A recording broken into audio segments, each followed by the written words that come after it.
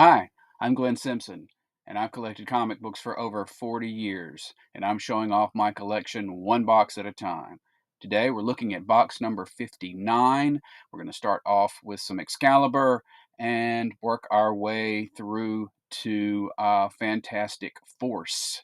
And then the video after that, we'll get into Fantastic Four. So I'm really glad you're here. I'm going to work on some focus issues with some of the books. I'm sorry, I'm just now noticing that some of them are a little out of focus. So I'm going to work on that. I've fiddled with some of the settings, and we'll see how that goes. But like, comment, and subscribe. Thanks so much for being here, and let's get going with box number 59. All right, as I mentioned, we're fiddling with the settings to try to get the focus a little better, so hopefully that'll work. We are picking up where we left off with the next Excalibur series, which was from the Krakoa period. We've got Excalibur number 1 through Excalibur 4 right there.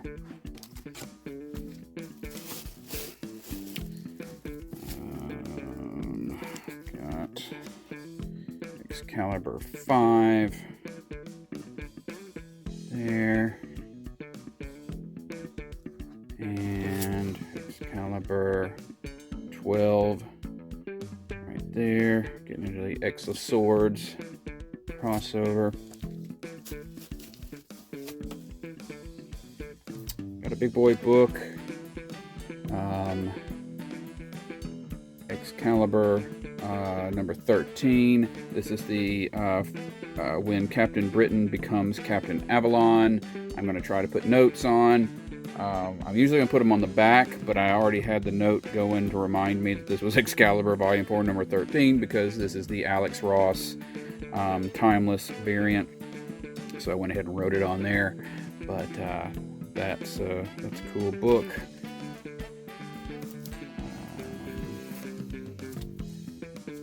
X of Swords continues. Oops.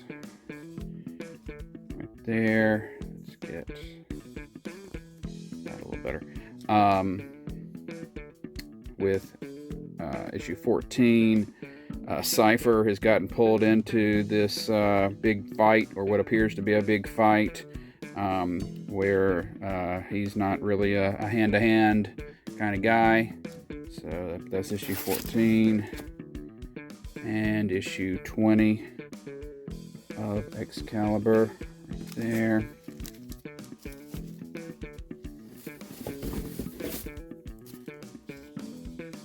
Issue 21 there through issue 26. There we go.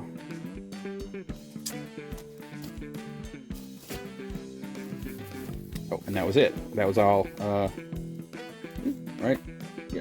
That was all of that one. Then we've got a one-shot Excalibur Special Edition, or Excalibur Heir Apparent, to explain the alphabetizing right there.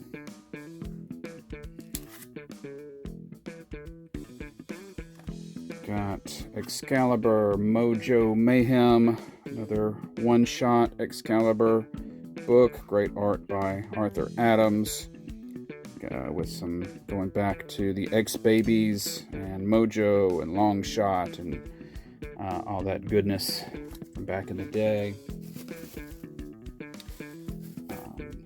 Then we get to, I believe this is what's actually called Excalibur Special Edition. And it is the actual first appearance of Excalibur. I believe I have a first printing here, so that's what that is. There's another one-shot Excalibur Special, The Proposition. There. Get that lined up good. Weirdly, no number. I don't know. And Excalibur Special Edition there.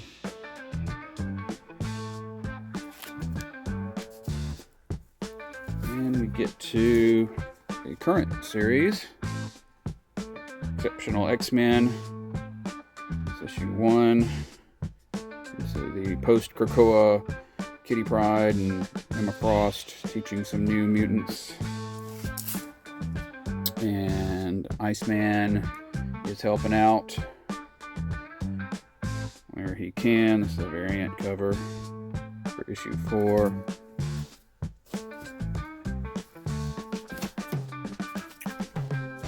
Got a variant cover on issue 5 right there. And then regular cover for issue 8. There we go.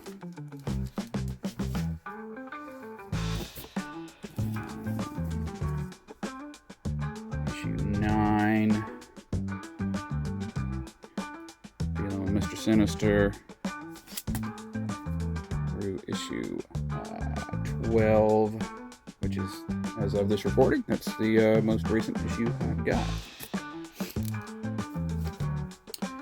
And jumping back to the Amalgam series, we've got the Exciting X-Patrol, so a cross between the Teen Titans and X-Force. So and you know, a little bit of other stuff thrown in there as they merge DC and Marvel stuff. Exiled, which was a crossover between Thor and New Mutants, or rather Journey into Mystery and New Mutants, so more of a Loki sort of thing. Right there, it ran through the books. Then we get to this series. This was kind of a cool series, Exiles. So this was Marvel really jumping into their multiverse, a group of various heroes that clearly were from different universes where things had gone a little differently for the Marvel characters, teaming up, and they're recruited to keep the timelines working right, and then they go to lots of timelines and meet lots of characters and deal with lots of things, and then eventually they start to find out that maybe they're not being recruited for the things that they think they are, and members come and members go. There's no such thing as a character that can't be killed or that can't be left behind or whatever. So we start with issue 1 there. We've got issue 6. Got Mimic and Blink right there.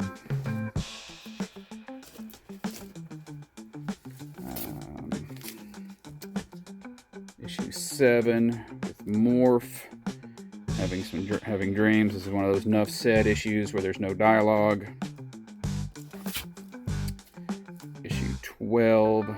This is, of course, various writers will come and go, but this first part is by Judd Winnick and Mike McKone. Some other multiversal characters doing something similar, but doing it without such altruistic intentions.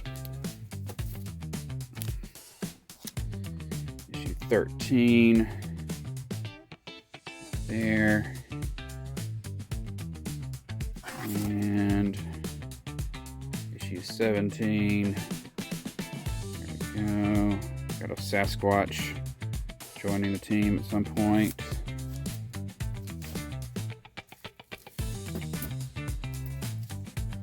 Of course, Morph continues, is constantly providing the comedy relief along the way. Issue 22. There. And we have issue 23. So issue 23 there's nothing particularly special that happens here, but once people found out that Robert Downey Jr. was going to be playing Dr. Doom in the upcoming Avengers movie, everybody started looking for times when there was a cross between Dr. Doom and Iron Man, and this is something that a lot of people focused on. So this is issue 23, and as far as I know, that's the only reason it's a big boy book. That's for that reason. Issue 24, they have joined up with a Gambit and an Angel at some point. There. Issue 28. I think they actually come to the main, or the 616, and team up with the X-Men for a bit.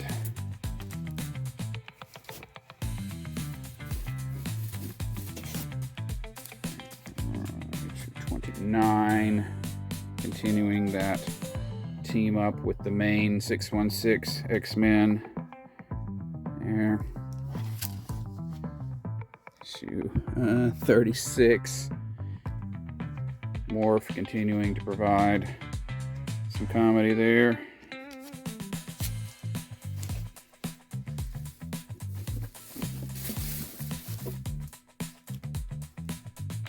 Issue 37. This is a female Sunfire that has been a member of the team all along.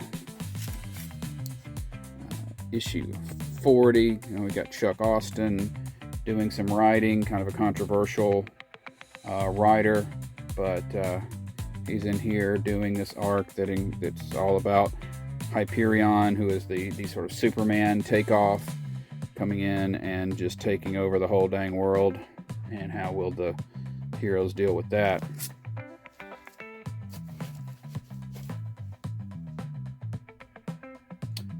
Then issue 41, got spotlight on Nocturne. She is a daughter of Nightcrawler and the Scarlet Witch from one world in the multiverse. There. Another cover focusing on her. Issue 48.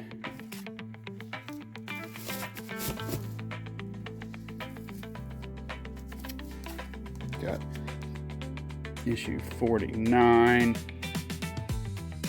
Impossible Man versus Morph. That's a battle for the ages right there. Two shapeshifters supreme. 56. I remember this is actually like a 3-part connecting cover. They go to a world where all the Marvel heroes are, living in Hyborian kind of Conan oriented sword and sorcery time.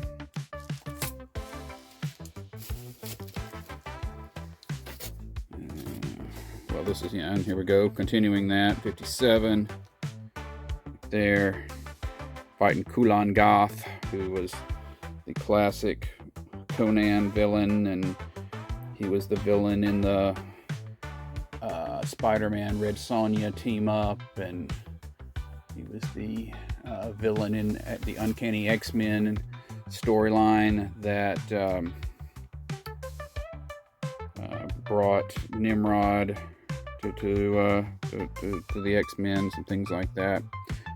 57 there. 64.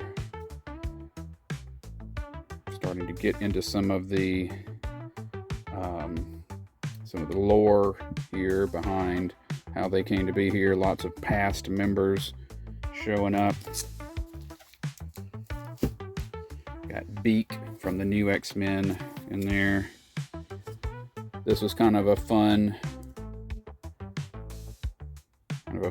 issue. I think it was this one where Beak, who, Beak doesn't have a lot of powers. He's just basically a human chicken. But there's this whole thing about what is it that you could possibly do, the big villain says, and Beak says, what I am good at is making friends. And so, and he turns up with 2 variants on Hyperion. So basically 2 Supermen backing him up. So that was a great scene. Issue N65. And we start visiting some, most of these multiversal things we'd been visiting were just things we'd never seen before. Now we take a little tour through some that we have, and so they go and revisit the new universe among some others. The thing from the 80s that Marvel had tried to get going there. And they are still visiting the new universe in issue 73. Paul Pelletier, I guess, if you pronounce it, doing artwork on that. They take a stroll through the Future Imperfect world from the 2-issue Hulk Future Imperfect series, where Banner basically rules the world in the future.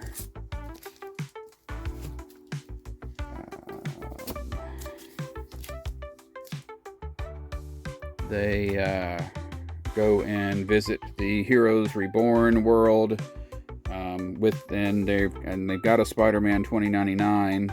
So for you Spider-Verse fans, there is a Spider-Man 29 that becomes a member for a while,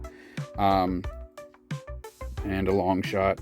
They go and visit the Heroes Reborn world from back in the 90s when they canceled Avengers and Fantastic Four and some other things, and let some of the future Image writers and artists do them, and it lasted about 12 issues, and then they came back to regular Marvel.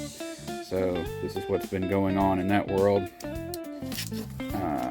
We've got 88. So now that world tour thing is over, and now they're sort of in space, and it's our Exiles are dressed up like members of the Shi'ar Guard, Imperial Guard there.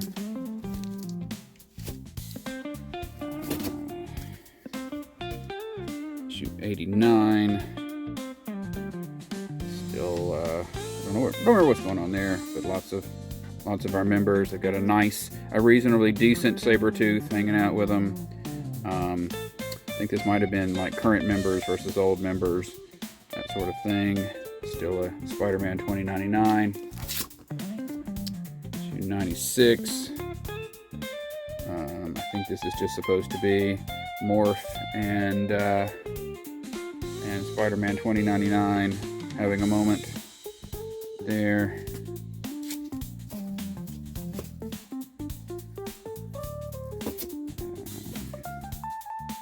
Issue 97 there. One of a Fantastic Four Hulk and Blink there. And the whole darn thing ends with issue 100 right there. Let's see, they had an annual 1 there. I think they had long since gotten past this membership, so this was membership. By the time this annual came out, this was kind of a throwback to that membership, if I remember correctly. Then we had another brief series, similar concept, same Blink, recruiting some variants on Marvel characters to save the timeline. Starts with issue 1 here, and basically ends with issue 6 there. So it didn't last very long. And we had another shot at it a few years ago. We've got Blink once again. She's kind of the mainstay, with a cartoon from the Chris Aliopoulos world of Kitty heroes. I don't know if it's more supposed to be children or cartoons, but he's always drawn that way. And this is, I believe, might be the first appearance of the movie Valkyrie in comics. And you've got an older Kamala Khan and an Iron Lad there. And issue 2, I think she might have been on the cover of issue 1, but she didn't actually show up in the storyline until issue 2 in this one right here. Then we've got a big boy book. This is Exiles number 3. This is the first appearance in Marvel Comics of Captain Carter, or Peggy Carter, as Captain America, but she's not really called Captain America. She's called Captain Carter. So she joins the team for a while. And issue 4, going back to that early Fantastic Four issue where the Thing goes back in time and turns out he is Blackbeard the pirate. There. And issue 12. Yeah. And that is the final issue of the series. Okay.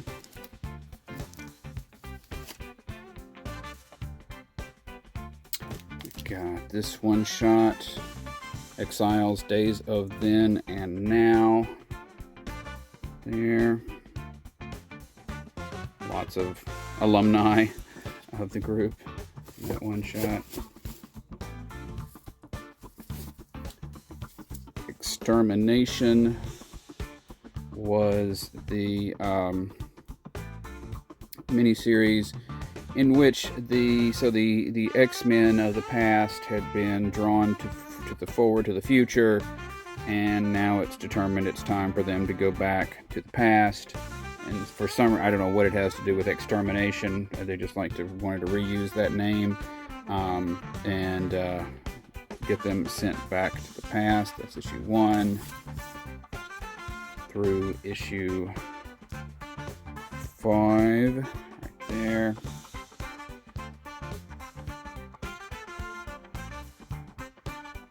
Bloop. Sorry, was trying to get this straightened out with my marks.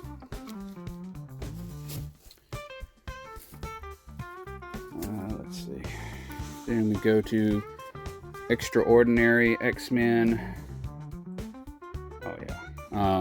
And kind of another X-Men side team that they had for a while, including Old Man Logan back when regular Wolverine was dead, and some things like that. Magic, Colossus. I believe that's young Jean Grey, maybe. Again, from that storyline we were just looking at. Issue 4, they're going up against Mr. Sinister, of course. There.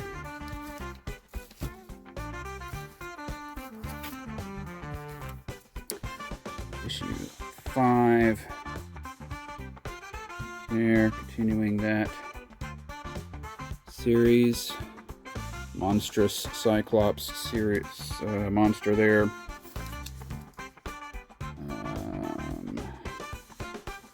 The Apocalypse Wars, whatever the heck that was. I don't remember. Pulling together some folks to be Apocalypse new horsemen.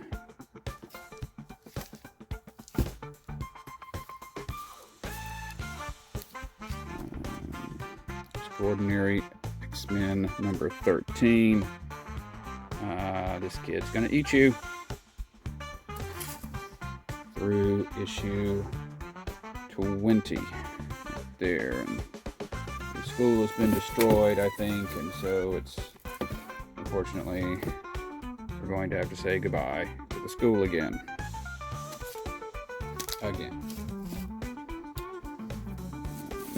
And they had an annual Extraordinary X-Men #1 annual right there. Then we get to here we go, we're back in the 90s, Extreme Justice.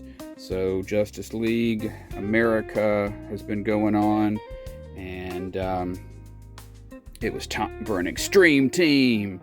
I know this is like really, goofy, but to be fair, this came at a time when the regular book was doing like that comedy, blah-ha-ha thing. So honestly, I didn't hate that there was a series that was sort of taking this whole thing more seriously. So we got Blue Beetle, Booster Gold, Maxima, Captain Atom, Amazing Man teaming up for, I don't think they called themselves Extreme Justice. That was just the name of the book. But that's Zero. And this one actually started with Zero, I think. And then we get into issue 1 there.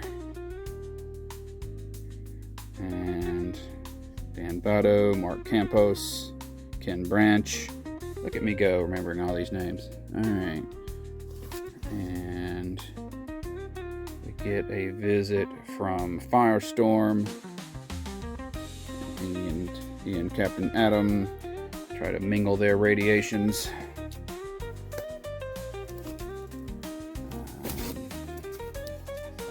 With issue 9, we've got a visit or an introduction of another sort of attempt to do a serious version of the Wonder Twins. And they start off kind of bad, and they recruit them, and they become good, but it's like they don't speak English and some things like that to make it more real. It's issue 9. Issue 13. We start to get into, so the Armageddon 2001 short version. Armageddon 2001. One of the heroes was supposed to turn into a villain. It was supposed to be Captain Atom. Everybody figured out it was going to be Captain Atom, so at the last minute they changed it to Hank Hall. Here I think they're trying to play with that a little more and make it a variant on Captain Atom, who eventually becomes the Monarch. I don't know. I liked the tone. I didn't say I liked the stories. So there we go, issue 13. Oop. Got issue 14 with Booster Gold. He had gotten hurt and then had this huge armor, and then he gets better, and so he doesn't need the big armor anymore. I think that was the point to that.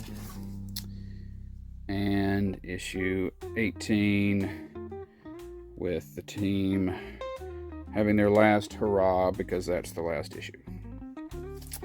And that concludes the E's. So now we begin the F's. So as we approach the F's, we start with these. There were several issues of series that had this Faces of Evil and would highlight a villain or something. And they did a few of these just as one-shots where they were not part of a regular series. I think there's like 3 of them here. And one of them is Faces of Evil Deathstroke. And another one is Faces of Evil Solomon Grundy. They're written by Jeff Johns. They're coming through all right? Yeah.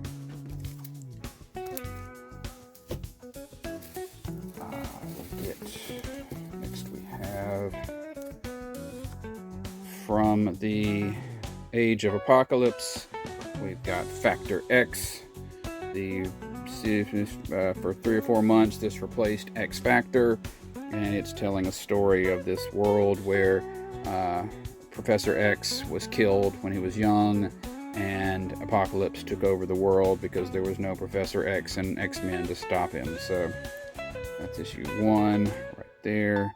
Of course, this would get revisited a lot. Come on, there you go.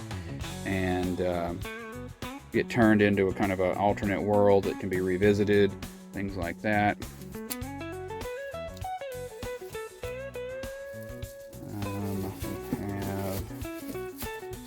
We have the Falcon miniseries, his first solo, not his first story, I don't think. I think because he had his, there was a Marvel premiere or Marvel Spotlight or something like that. But the first, book with, his name at the top of the title, and the 4-issue series, Mark Bright, I believe, and that ran through issue 4 right there. I think we also are given the hint here that he might be a mutant because of his ability to talk to his bird, Redwing. So they kind of bounce back and forth on that all the time. Then we've got a more modern Falcon series right here. I hate those little claw things, I just got to tell you. This was after he had become Captain America, but then Steve came back and became Captain America again. So he hasn't yet. At this point, we were not allowed to have 2 Captain Americas, so he had to go become the Falcon again. But he's got, this is his little solo run that he had, starting with issue 1 through issue 4, right there.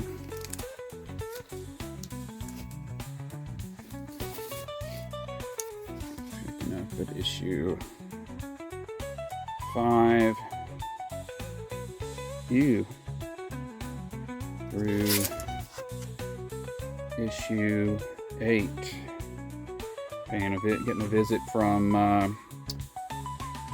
the kid who is the nephew or whatever of the original Black Captain America from World War II, who actually has no super soldier serum in him, and I always wonder how he stays alive because he has no training, no nothing, just gumption. But anyway, it's issue 8 of that.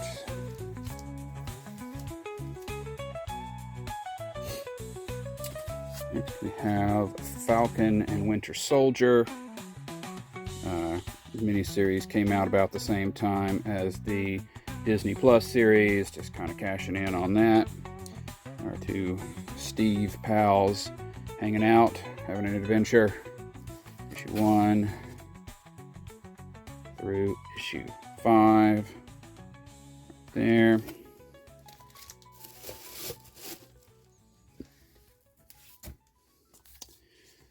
Got Fall and Rise of Captain Atom. Didn't love this series. This was kind of a DC breaking down Captain Atom, kind of getting rid of him, which they would not, they wouldn't stick to. But it is written by Cary Bates, who wrote the original Captain Atom series in the late 80s. And just kind of getting into some weirdness with Captain Atom. That's issue 1 through issue 6. He's going up against Major Force, whom was another of his big villains back in that early series. Next we have Fallen.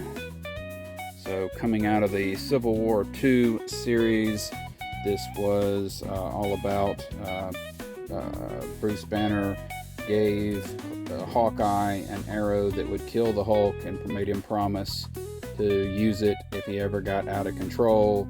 So he did, and then Hawkeye gets in trouble for killing the Hulk. And then later we have Immortal Hulk, which of course makes no sense if something can't kill him. I don't know. But anyway, either he can be killed or he can't, and we're not really being consistent on that. That's the Fallen.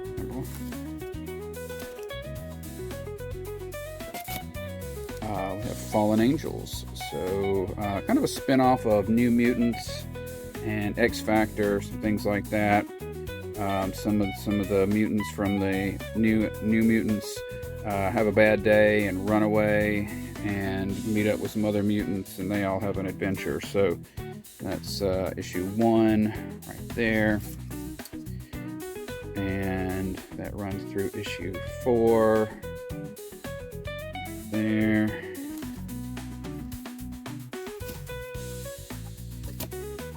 Issue 5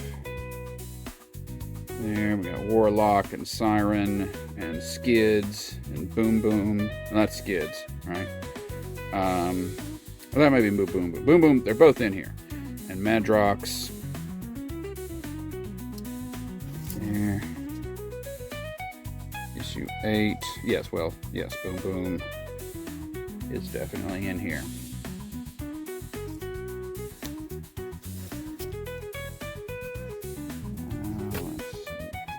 Then, during Krakoa, they decided to do these little series that kind of recycle some of the names of past X-Men things. So you have this brief series, you've got Young Cable and X-23 and Psylocke on a team called Fallen Angels. I don't even know if they're called that in the book. I don't think so. Issue 1.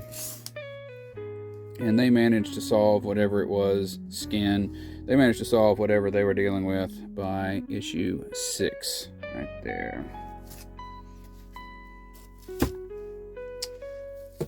Got Fallen Friend, the death of Ms. Marvel. So Ms. Marvel became a supporting character in the Spider-Man book for a bit, and while she was there, she died, but she got better. So there you go. This was a one-issue, one-shot dealing with the fact that she had died, but she got better. Speaking of dying, we have Fallen Sun. So there was a series. They kind of were looked like web. They weren't really numbered very well or very clearly, but there are a series of one-shots from when Captain America died after the first Civil War. And each one focuses on somebody reacting to his death. I've got them all packed up here. This one is Wolverine, and this one is Iron Man, right there.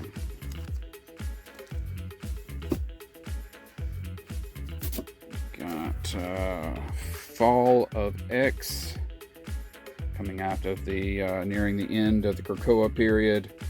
Got this Fall of X miniseries showing the fall of the House of X, or fall of the House of X, I should say. Right there. And that runs through issue 5. There.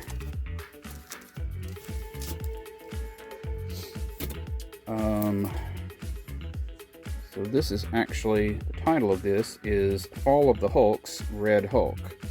And Fall of the Hulks was a storyline that was going on in the Hulk books. So they had a couple of miniseries kind of going along with that. This one features Red Hulk, whom we don't necessarily see on the cover here, but we should hopefully, yes, see on the big issue, cover up issue 4, which ends Fall of the Hulks, Red Hulk.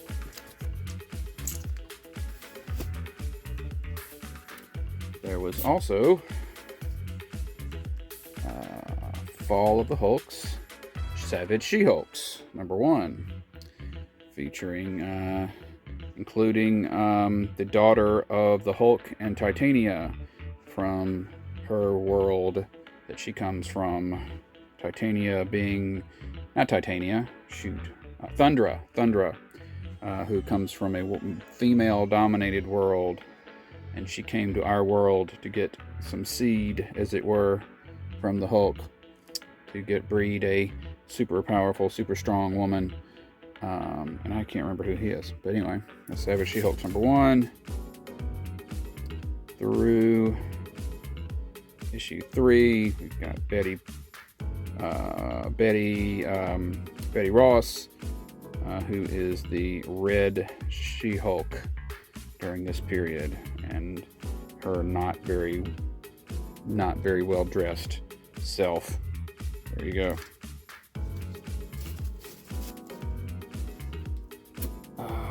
We have Fanboy. So this was a little short DC series, 6-issue series, and this guy, it's just a humor kind of thing by the people who brought you Gru the Wanderer, and I don't have all of this. I only have issue 1, but I do have the rest in my want list. I should be able to find them in various dollar bins along the way.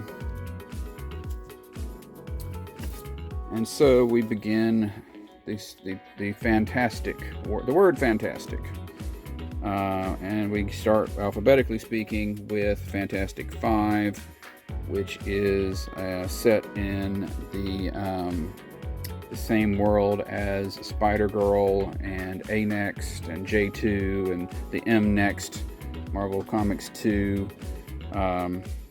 world, where after several years you've got the X-Men, or I'm sorry, the Fantastic Four, and their membership has shifted around a bit over time. You've got Franklin, got the Human Torch as the leader, because he's now like the old one, except for Ben Grimm, he's like the oldest, and things like that. So that's issue 1. And as any fantastic team is going to do, they wind up fighting or dealing with Dr. Doom right there. So there you go.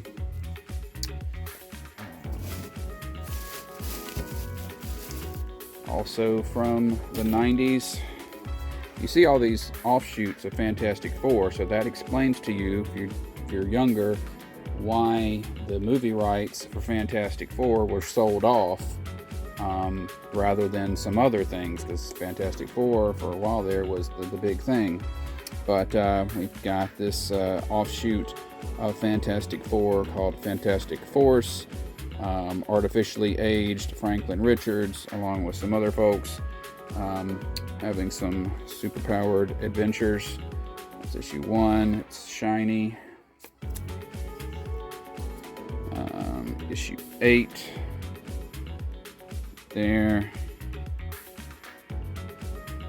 dealing with the Inhumans.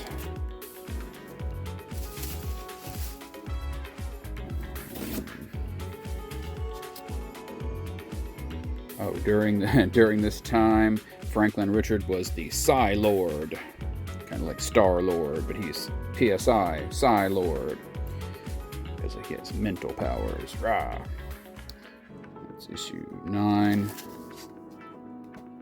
and we got issue 13, which was a play on the issue of Fantastic Four where She-Hulk joined the team. So just a little homage to that issue there, or that cover.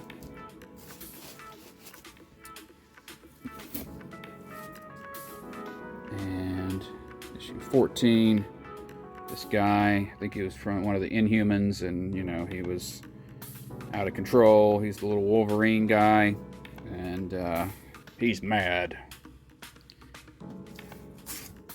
And issue 18, which I believe is the final issue, and Psy-Lord Franklin Richards has gone through some transition there, and I guess he's fighting, looks like he's fighting El Diablo from Marvel. So anyway, that is the end of that box.